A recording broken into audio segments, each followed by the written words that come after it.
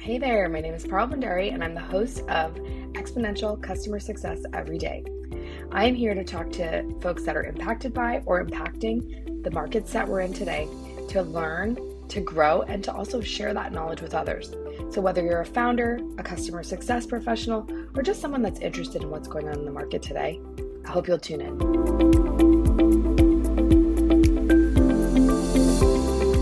Hi, everyone. We're back after a little break, talking to folks that are either impacting the markets or getting impacted by the markets. And it's about to be my favorite time of year, which, as many people know, is Diwali season. For those that don't know, Diwali is the Festival of Lights and celebrated by over 1 billion people around the world. I last year had the chance to do a little bit of kind of research around how the Diwali has impacted the markets and commerce. And I think the impact is going to be even greater this year. And I'm very lucky and glad to be able to chat with Akruti today, who's the founder of Culture Khazana. Akruti started Culture Khazana. You told me, like, I forgot, it was 5 or 8 years. 2017. 2017. Okay, yeah, a long time ago, 8 years ago. And I remember being early, like somebody that saw your products and was very excited. But you've also had kind of a great trajectory of growth. And I love your story. Hopefully it will inspire other sort of founders, right, that are out there really wondering, how are we going to grow? How are we going to scale our business? So let's talk a little bit about that, and talk about your journey. But welcome, first of all. Lovely to have Thank you you. here. Thank you so much, Parul. I'm so excited to chat. And same here. So can you tell me a little bit about yourself? Like, let's do a little personal sharing before we get started, so everyone can get to know you. And how did you get to being the CEO and founder of Culture Khazana? It's all out of a need. So, I immigrated to America when I was 16, and I went to high school for a couple years. I moved to Buffalo, New York, and high school's tough anyways, but moving countries, and this is before social media, so I had no idea what America's like outside of some movies that I had seen, which it's not like that, what they show in the movies.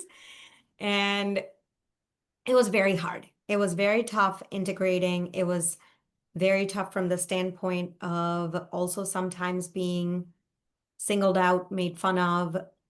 And I, of course, did well after that. I integrated, I went to college, got a job, got my MBA, got married. And then when I had my kid in 2017 is when I realized, oh no, now I'm raising this child here. I remember what I went through. I can't have him go through that, nor can I have him turn into someone who puts other people down for where they come from. So that's when my husband and I, we had an honest conversation, and I was a project manager at that point for a health insurance company. And we were able to take that leap, and I quit my job and started Culture Khazana. But I started it Wow. as a book distribution company because I wanted speed. And I thought, you know what? What better than books? And for me to create something, launch it and market, all of that would have taken so long. And I was trying to fill a need now. And there was a gap in the book industry back then too. So I worked with a lot of publishers in India who had no distribution in United States. And then I curated the books. I must have read 500, 600 books and picked the ones which were appropriate for children growing up in America because I wanted to be very intentional about the messaging in those books. And then, yeah, I was in business and worked with a lot of public libraries, with a lot of museums, with a lot of schools until COVID came. Mhm. And then overnight, I had no business because nobody went to these places. They weren't buying indefinitely. And that's when I said, okay, I can either shut shop or I can give this one more try. I had always been like obsessed with Rangoli because that's my most favorite memory of Diwali. Is we would make giant rangolis. We would have like rangoli competition in our um front porch, my sister and I, and we got very competitive. So those were my favorite memories, and I couldn't do that with my son here. Just the weather, we have carpeted floors, like it's just not going to work out. So I thought, okay, what if I turn a giant rangoli pattern, which is vibrant, beautiful, and turn it into a puzzle? And that's how then I launched a toy game puzzle company. That's amazing. So, I mean, a couple of like interesting things in your journey, right? Like you actually took the leap. That's like the first thing that is actually surprising to me, not in a bad way, but many entrepreneurs start while they like are still doing their day job. They're trying to juggle. And you said like this is important. I'm going to take the leap. So I mean, that's pretty cool that you were able to do that and actually say, "Hey, I'm going to like I believe in this. I'm going to jump all in." The other thing that is really great is the evolution of the business because I think that many founders have. I mean, I honestly feel like I'm going through this all the time. Is like we reimagine our business, right? You might have a great idea, you might have something that you start with, and it might fit that niche at the time, right? Or based on what you are needing, but some circumstances might change and you might have to pivot. And if you're able to be a successful company, you're making those pivots and you're still around, right? So that's very, Yeah. very cool and making those pivots thoughtfully. So thank you for sharing that story. I did not grow up in India, but I can totally relate to having that sense of just, something missing. And that's kind of like, honestly why I do what I do and why I love to write and put stories out there because I think it is, something we still have room to fill the gaps. So, Yes, we um do. very cool. Thank you for sharing that. I think that's an awesome, great founder story too, right? Thank That you. many And I people think can. you said something about the leap. That's also my personality. I'm either all or nothing. I had an option to continue working full time and get my MBA part time, but I'm like, nope, I'm going to quit and I'm going to do my MBA. So the same thing. As a person and my personality, I can't do that. I can do multiple things, but if I'm committed to something, I got to go all in. So, Yeah. Yeah, no, I love it. That's very, I mean, and to be honest, if you want to really succeed, I think you need to devote a lot of time, right? So if you do have to juggle life and family, it can be hard. So yeah, I think many people can relate to that. That's very cool. So tell us like what was it like when you became I know the book distribution company, that part of the journey is would you say it's you've moved on from that or maybe you do call yourself now like a toy and yes. game company, correct? Yes. Hmm. Okay. So let's talk about that. When you made the shift to becoming a toy and game company and you had physical products, how did you sell them? What was that journey like? And what was, I guess, how are you getting orders? How are you getting the word out? Let's talk to people Hmm. about that because I think many early business founders and, they're looking for what are the techniques that people employ for driving growth. So I'll take a step back to when my business kind of was at a standstill with the book distribution and I was making the pivot. I knew I was making the pivot, and there is a lead time between you design, you manufacture, you get it. And I utilized that lead time to build community. I, and it came very organically. We were all at home, everybody was on social media, and I didn't even think at that time that what I was building was going to help kind of launch this phase two of the company.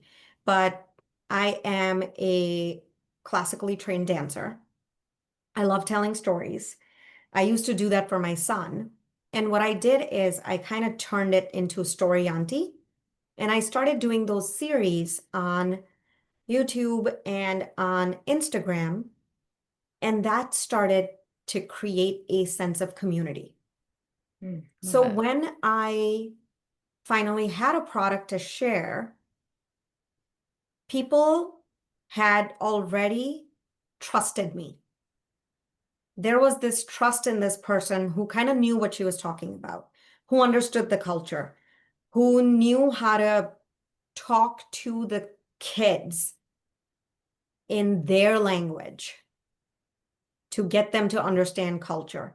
So those people showed up to purchase the product. And then it kind of snowballed where they were like, wow, we've never seen anything like this. Because until then, a giant Rangoli puzzle wasn't done before. So that was, and then people started using it as decoration. And then I had Montessori schools excited about it. So it truly started from building this community and then having that community rally behind something that I created, which was filling a need for them. And then, of course, I was selling, but majority of my sales came through my direct-to-consumer channel. And then after that, I expanded on Amazon and other partners. But that was the very early, sort of the launch phase. Oh, that's awesome. Yeah, and that's very cool because what you said is really important. You understood the market. You already kind of had a space in the market, and that's probably one of the hardest things, And I think like back to my book writing journey, that's although I have friends, did I have a market of people that knew me as a writer? Not necessarily, right? Actually, I didn't even talk about it. So I think a lot of people were very surprised. I think those are what you did is what I hear a lot of people say about achieving goals. If you put your goals out there, or if you put yourself out there, you're more likely to achieve your goals. It's still something Mm-hmm. I struggle with, to be honest.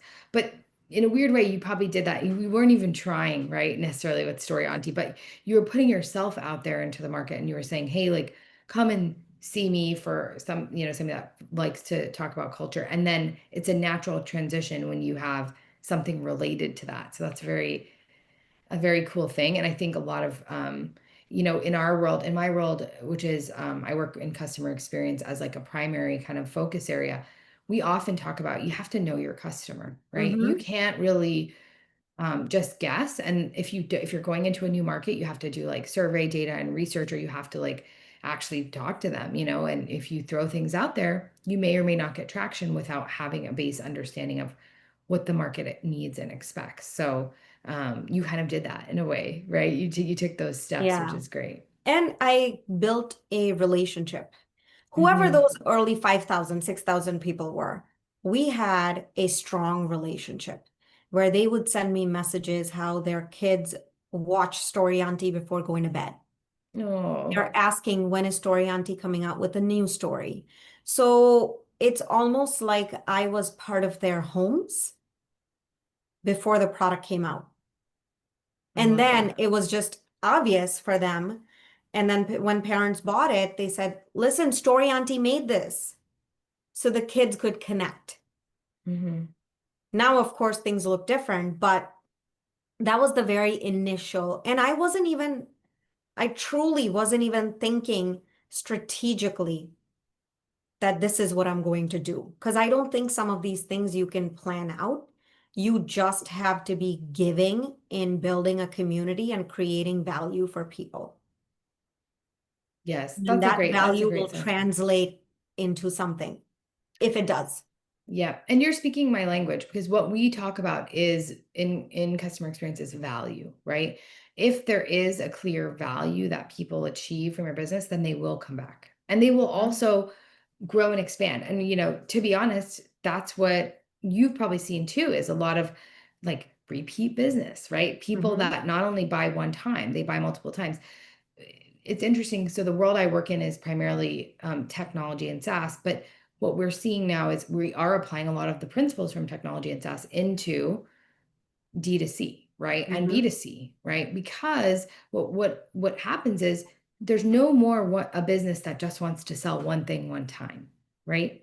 You're not just going to buy that one puzzle that one time, because you hope that buying that one puzzle and inspiring growth, that they're going to say, oh, well, what else is there, right? And what else can I expand into? So having that awareness and having that sort of ability to connect on value is the key, right, to drive that. Because if they get your product, we've all had these experiences. You get something and it's not what you expected. It's not to, Correct. maybe your liking. And value is a perception a lot of times, right? You can't always like create value. You have to assume that the consumer is going to, create their own value, their understanding of values. So you have to actually make sure they achieve that. So it sounds like you did that, which is awesome. And then let's talk a little bit about like what's happening now. So you started to get into some of the bigger retailers, and I would love to kind of share with share with folks like what's the journey that you had on maybe starting your what made you go, hey, okay, I know I need to be on some of these other .coms, right? The big ones, Amazon, and then I know we're here to also talk about some of the growth of this year with brands like Target. But tell us a little bit about that journey of where did you start there? Where did you kind of go first, and what were some of the outlets that you chose and why? So that's a great question. My D2C was doing well, and I then expanded to Amazon, which is for most people, that's the natural progression, right? Because you can do FBA or something. And what happened with Amazon is Amazon did not understand the seasonality of my business. Ah, So Amazon does not understand. Amazon understands Christmas seasonality, but Amazon does not understand, at least at that point, did not understand the seasonality of Diwali. So as I'm fulfilled by Amazon, I'm sending it to their distribution center. They capped the amount that I could send them. I was constantly running out of stock. mm, So then I understood, okay, I need to be somewhere where I can control never running out of stock. mm-hmm, If it happens, it happens, but at least I have some control over it. I'm not limited by that platform. And it just so happened that's when Maisonette, it's a boutique clothing toy online retailer, they approached me and I launched with them the first in, I believe it was 2021. And then came 2022, where I actively started seeking the bigger retailers because now I had tried, tested, made my mistakes, everything with Maisonette. I understood, okay, this is something I can do. This also puts me in front of a whole another set of customers whom the cost of acquisition for me is so much higher. And I attended Toy Fair. That's where then I was able to build these relationships. And in 2022 came Target.com and came Nordstrom.com. Also, a friend helped me connect with a broker. So these two happened, and then came Walmart.com. And it just, once you get one.com, yeah, it's easier to keep snowballing. Because once one retailer sees that, okay, they've taken a chance on you. And it's less taking a chance. It's also, do you have your supply chain all mapped out? Because with retailers, there are very strict SLAs. There are very strict testing guidelines where your product has to be tested. You have to provide testing certificates. It has to meet the toy industry standard. You need to have the back end, the electronic data interchange connection where your system can talk to their system so the customer information can go back and forth. So when they see, okay, you've built this, which was an investment on my part, you've built this, then it's easier to go and pitch to other retailers saying, I already have an infrastructure. So I am not that risky of a proposition where your customers are going to be disappointed, where they may not get delivery on time, or they may get a product which is faulty or something. Like we've got our QA and everything down. So I think it's taken a lot of those learnings and having great mentors along the way who've done it before. Yeah, but you said something very important. It's like investing in the product, investing in the supply chain, obviously everything that goes with it, but like your tooling and your quality, your QA.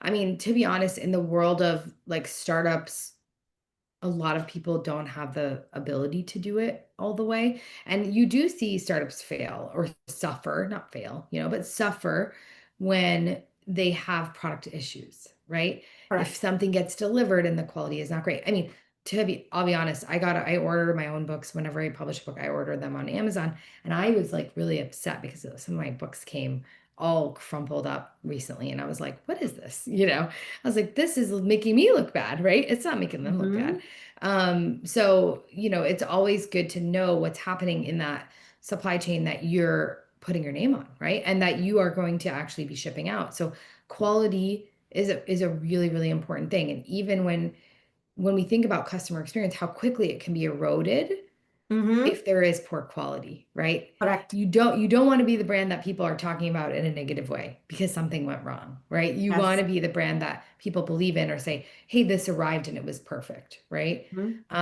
So yeah, those are some amazing, great points that you hit on. And sometimes it's difficult, but those are the key investments that can really level up your business. And it sounds like you did have success managing in these .com, like these kind of online marketplaces. Tell us what is happening now. Like, what is the next phase for you all? And how are you seeing that change and growth in the business? So I have consistently grown in revenue for the past 5 years. And it's been slow and steady, but thank you. But Congrats. it's been very intentional because I also had my second child along the way, which I never took a maternity leave for. Put her in a carrier and she packed boxes with me. But along the way, I built the infrastructure to continue to grow to a point where when the time is right, I can start scaling. And now we are at that point of scaling. So this year, we will have our first big nationwide shelf space with Target at 282 Target stores in October for Diwali. Target has a lot of these Heritage Month moments where they have a tower which is dedicated to something, and they're going to do it for Diwali, and 3 of my SKUs are going to be part of it at 282 Target stores. So that is all of a sudden you're playing in the .com space and you are sending to small toy stores to all of a sudden now you're scaling to 282 stores.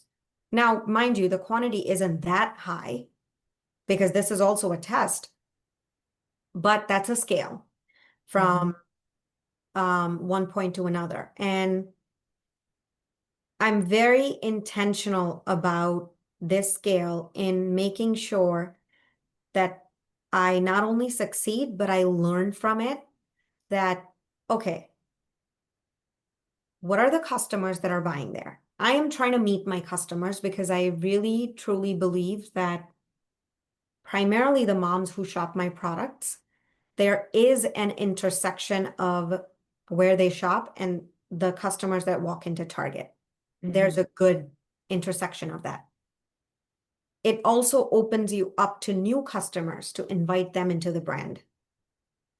And hope that this scale not only goes to more SKUs, more quantities, more stores with that retailer, but also helps expand into other retails.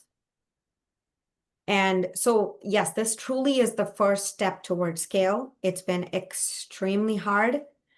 Along the way, we've made every mistake possible with the operations, but that's something that I've learned now. There's a huge difference between growing and scaling.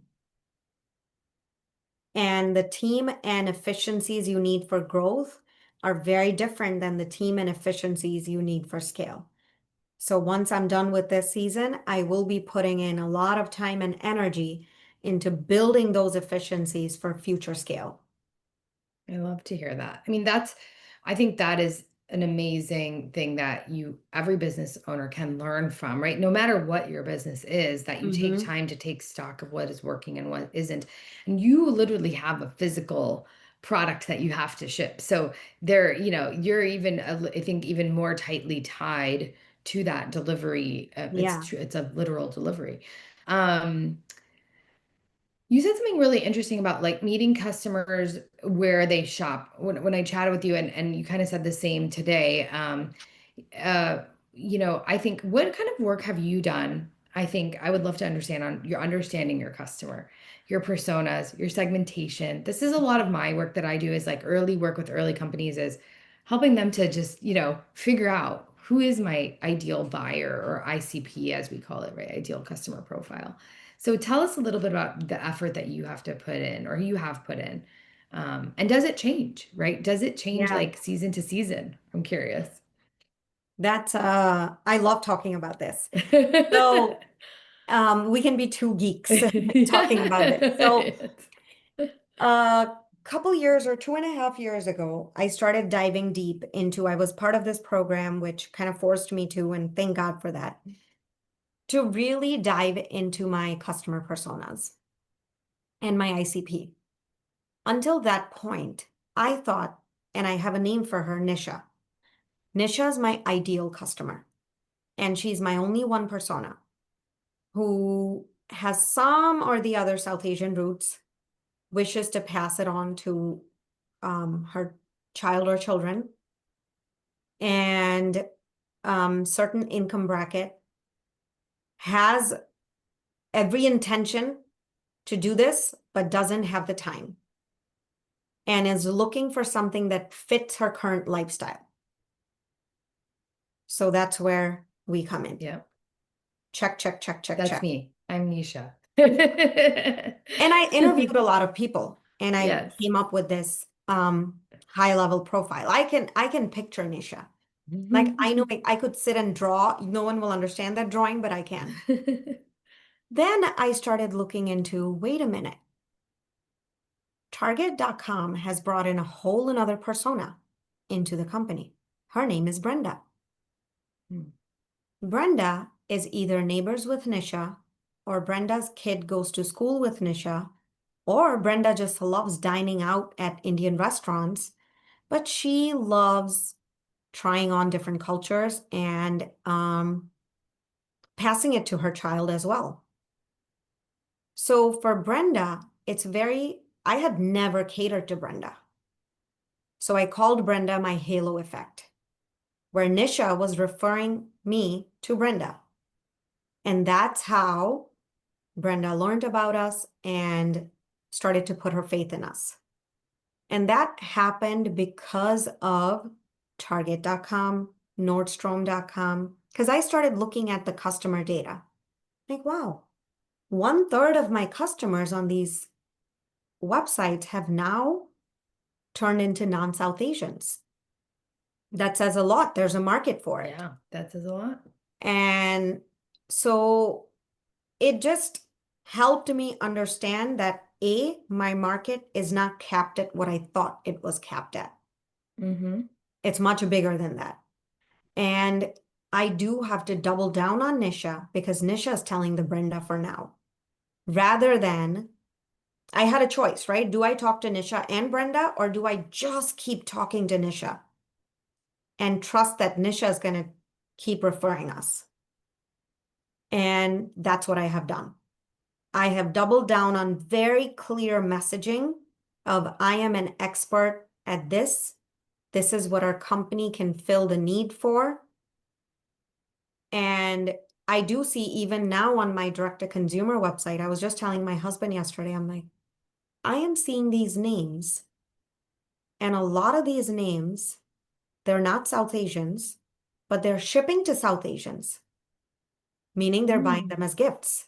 Yes. Probably. And secondly, I am seeing a lot of names where the first name is not South Asian, the second is.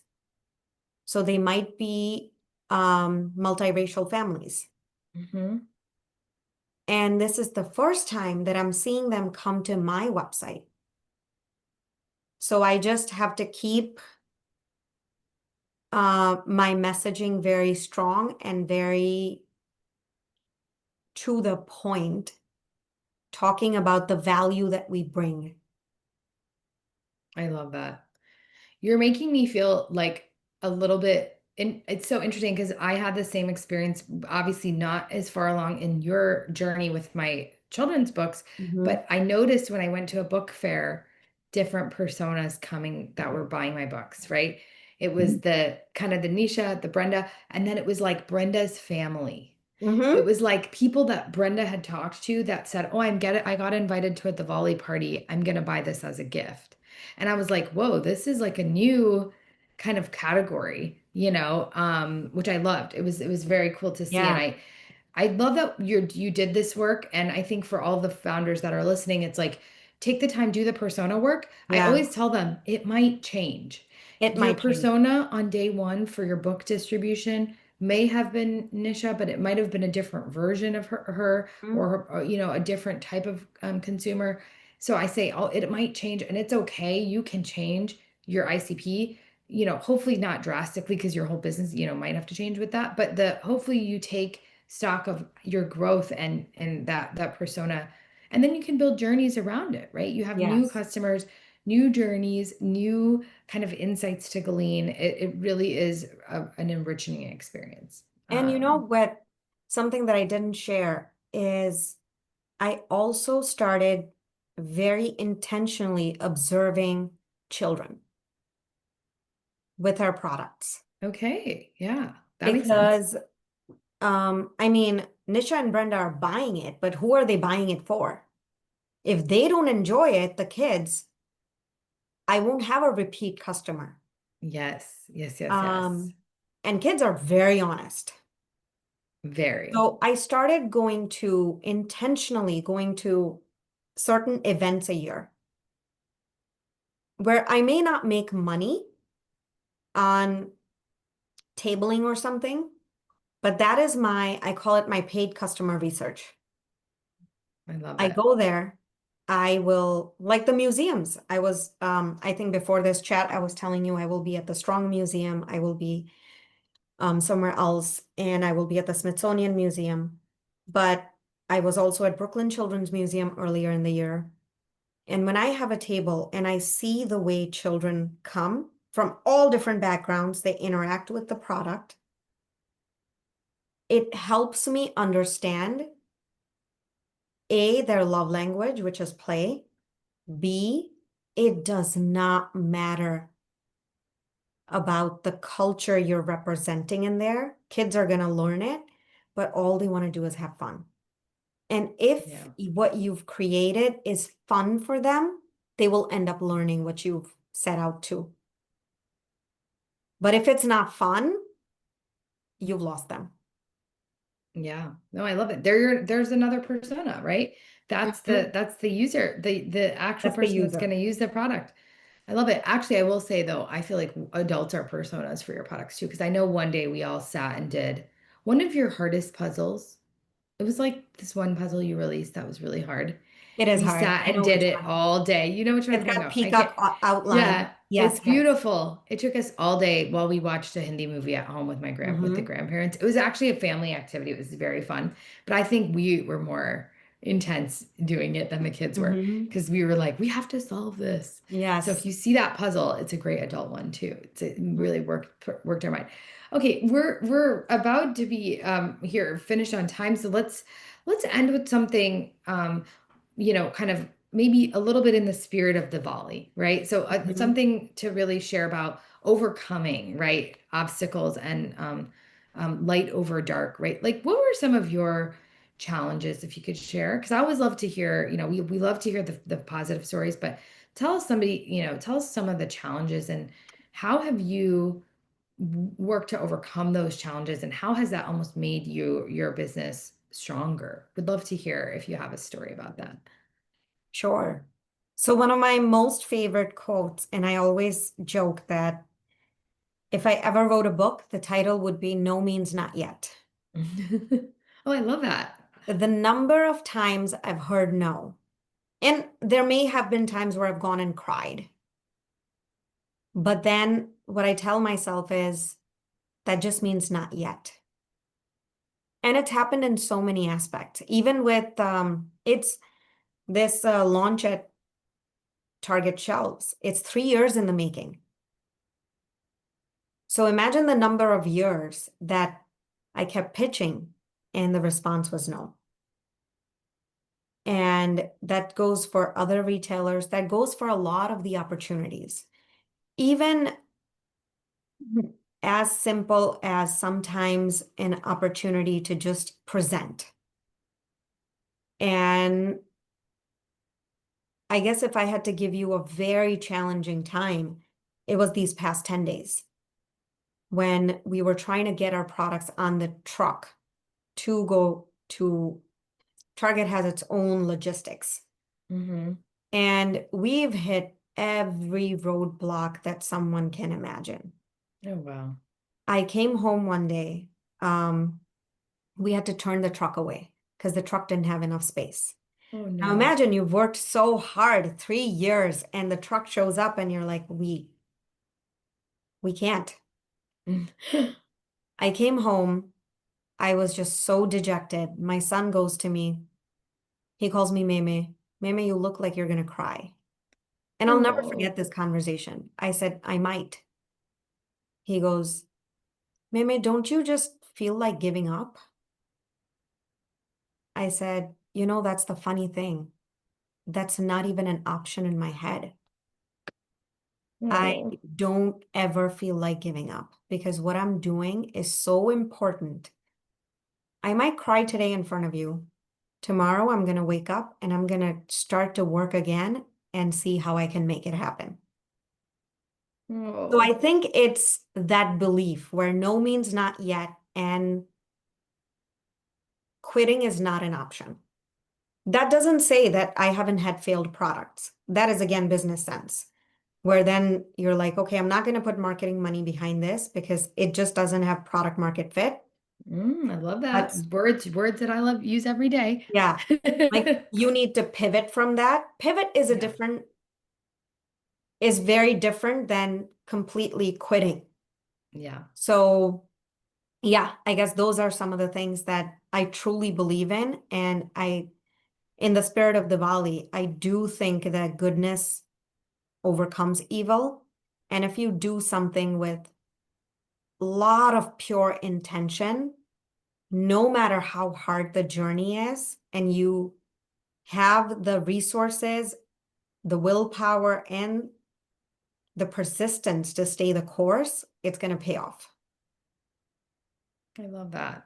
That is a really just an amazing sentiment to close this conversation on because I don't think there is anything more uplifting than conviction, right? Mhm. And belief in what you're doing and just passion, right? So that thank you for sharing this amazing story. And I think this will resonate with many different people. And, I think that we always think of business paths as very linear, right? But you showed us that businesses are a journey. Doing something you love is not going to just be the first thing you think of and it'd be perfect. It might be, Yeah. but it might be you have to learn and pivot along the way. So Mhm. I appreciate it. Thank you for sharing. Where can people find your products? Let's just close on, kind of it's the season now, so hopefully we're going to all be shopping. We obviously know 282 Target stores, and what are the other kind of places folks can look? So our website, culturekhazana.com, and you can follow us on Instagram, which is culture_khazana. Amazon.com. We're also on Target online, so target.com. We're on Nordstrom.com. We're on Walmart.com and also on Etsy. So we're everywhere. You choose Amazing. where you want to shop and you will Choose your find us. outlet. You can't avoid us. Where that is the coolest thing as a South Asian parent. Like I love to just find things fast and easy. So I thank you for having the options for folks that Mhm. don't have a lot of time and just want to get the coolest things for their family and friends. So Well, it was wonderful to chat with you. I really appreciate the time and look forward to sharing this out with the community and talking further. Thank you. Same here. Happy Diwali. Happy Diwali.